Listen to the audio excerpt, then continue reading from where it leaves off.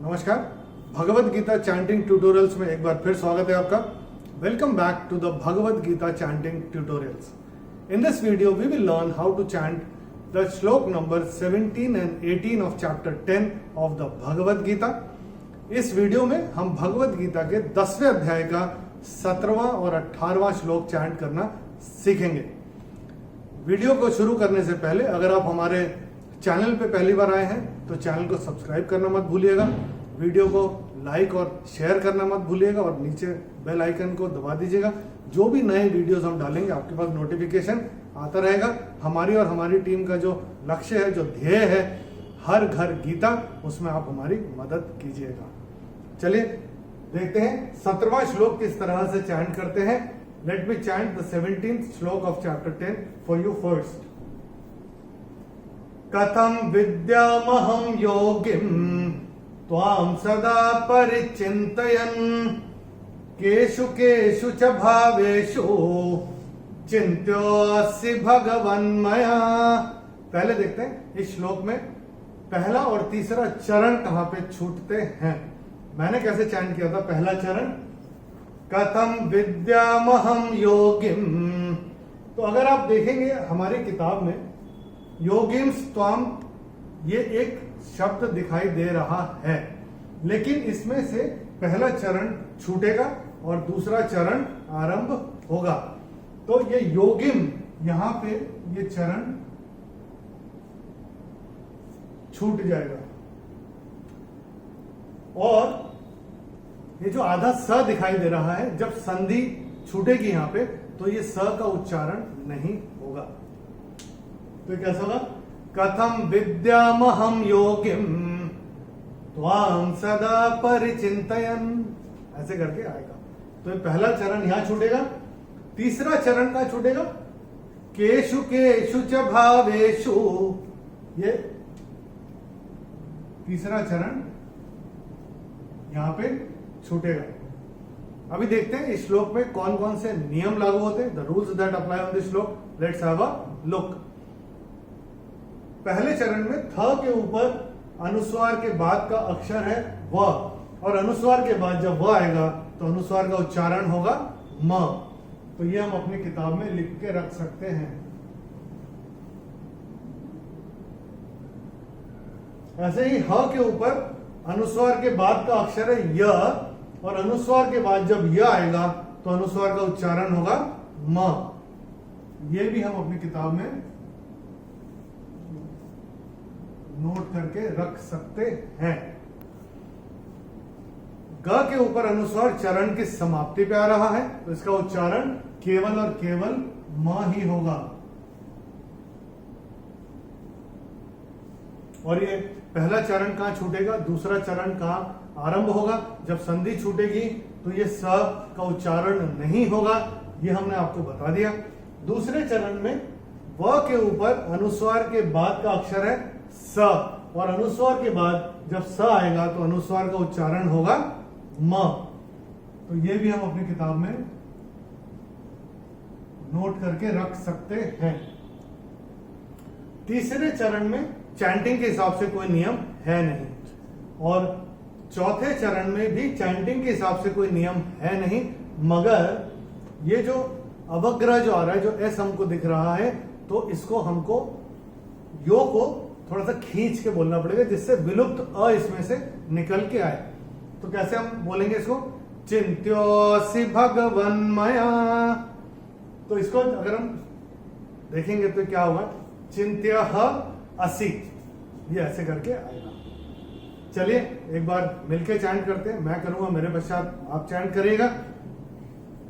कथम विद्यामहं योगिं, कथं विद्यामहं योगिं त्वां सदा परिचिन्तयन् त्वां सदा परिचिन्तयन् केषु केषु च भावेषु केषु केषु च भावेषु चिन्त्योऽसि भगवन्मया।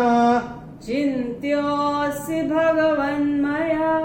अभी देखते हैं 18वां श्लोक। पहले मैं बताता हूं किस तरह से इस श्लोक को चैंट करते हैं। Let me chant it for you first.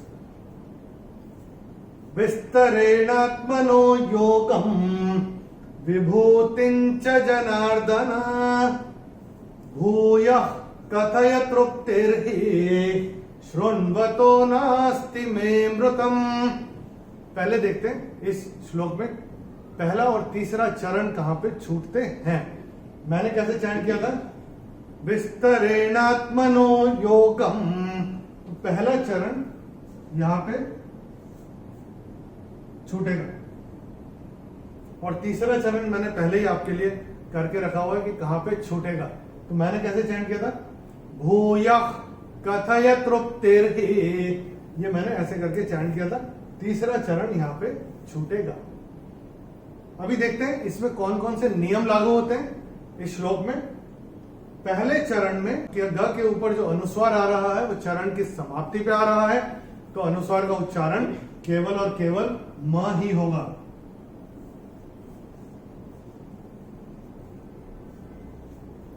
दूसरे चरण में त के ऊपर अनुस्वार के बाद का अक्षर है च, और अनुस्वार के बाद जब च आएगा तो अनुस्वार का उच्चारण होगा न। तो ये हम अपनी किताब में नोट करके रख सकते हैं। तीसरे चरण में य के बाद विसर्ग के बाद का अक्षर है क, और विसर्ग के बाद जब क या ख आता है तो विसर्ग का उच्चारण होता है ख फ्रॉम द एपिग्लॉटिस। तो इसको हम विसर्ग को स्ट्राइक ऑफ करके यहां पे ख लिख के रख सकते हैं अपनी किताब में।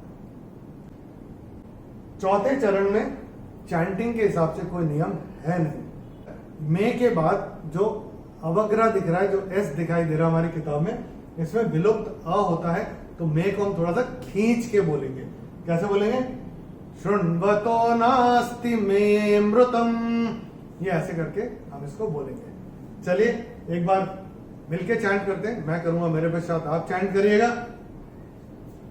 विस्तरेणात्मनो योगम विस्तरेणात्मनो योगम् विभूतिं च जनार्दन विभूतिं च जनार्दन भूयः कथय तृप्तिर्हि भूयः कथय तृप्तिर्हि शृण्वतो नास्ति मे मृतम शृण्वतो नास्ति मे मृतम्।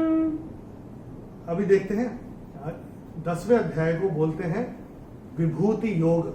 इसमें भगवान अर्जुन को अपनी विभूति के बारे में बताएंगे। अब क्यों बताएंगे? अर्जुन ने उनको पूछा और बोला कि मुझे बताएं कि किस प्रकार से मैं जानूं कि योगिन का मतलब होता है योगेश्वर। तो हे योगेश्वर, मुझे बताएं मैं किस तरह से जानूं कि आपको सदा परिचिंतयन, मैं आपकी हर वक्त चिंता कैसे करूं।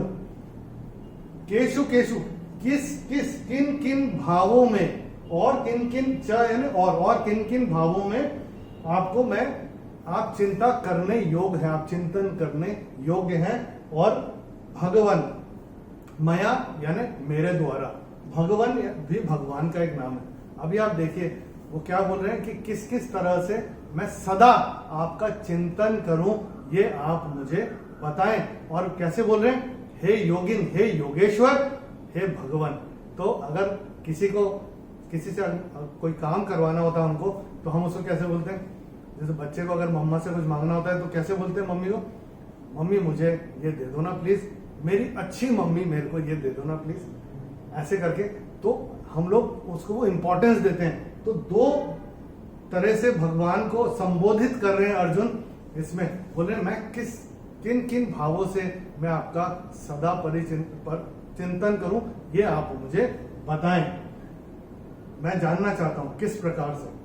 फिर बोलते हैं विस्तरेण आत्मनो, कि आत्मन है आपकी अपनी, ये बोल रहे हैं आपकी अपनी विस्तार से, विस्तरेण विस्तार से, विस्तार पूर्वक मुझे बताएं योगम, इस योग शक्ति, आपकी योग शक्ति के बारे में, और आपकी विभूति के बारे में।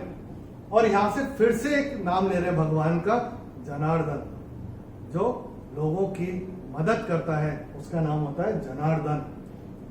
तो यहां उन्होंने एक नाम लिया। फिर बोलते हैं भूयः कथय तृप्तिर्हि, आप मुझे बताएं कि जो आपकी जो योग शक्ति है और आपकी जो विभूति है, आप बताएं। बिकॉज शृण्वतो नास्ति में अमृतम, बिकॉज मैं सुनना चाहता हूं मैं अमृतम।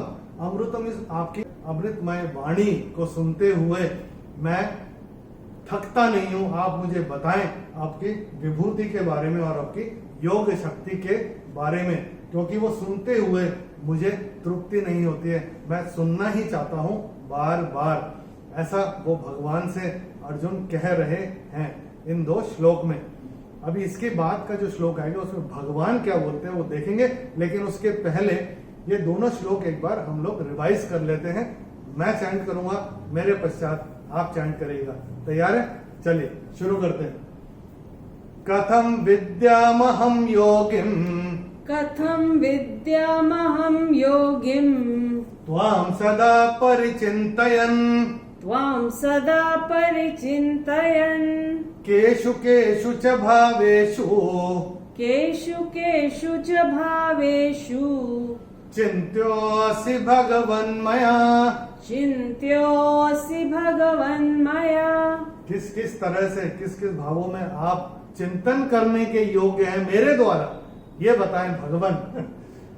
विस्तरेणात्मनो योगम, विस्तरेणात्मनो योगम, विभूतिं च जनार्दन, विभूतिं च जनार्दन, भूयः कथय तृप्तिर्हि, भूयः कथय तृप्तिर्हि, शृण्वतो नास्ति मे मृतम्। शृण्वतो नास्ति मे मृतम्। विस्तार से बताएं अपनी योग शक्ति और विभूति के बारे में, क्योंकि आपके अमृतमय वचनों को सुनते हुए मुझे तृप्ति नहीं होती है भगवान, मुझे बताएं आप। तो अभी भगवान अगले श्लोक में से अर्जुन को क्या बताएंगे वो हम अगले वीडियो से देखेंगे। Bhagavad Gita as a story, Bhagavad Gita कहानी स्वरूप 2 किताबें हमने लॉन्च की है। हमारे वेबसाइट पे नीचे दिया गया डिस्क्रिप्शन में लिंक है, वहां से आके आप खरीद सकते हैं मात्र 200 रुपए में। 50% of the proceeds of the book will go for funding the education of girl child and the under privileged children. तो इस नेक कार्य में भी आप हमारी मदद कर सकते हैं। दोनों श्लोक का भावार्थ हमने वीडियो के डिस्क्रिप्शन में हिंदी और अंग्रेजी में दिया हुआ है। जिस भाषा में आप रेफर करना चाहें रेफर कर सकते हैं। अगले वीडियो तक के लिए नमस्कार, हरिओम।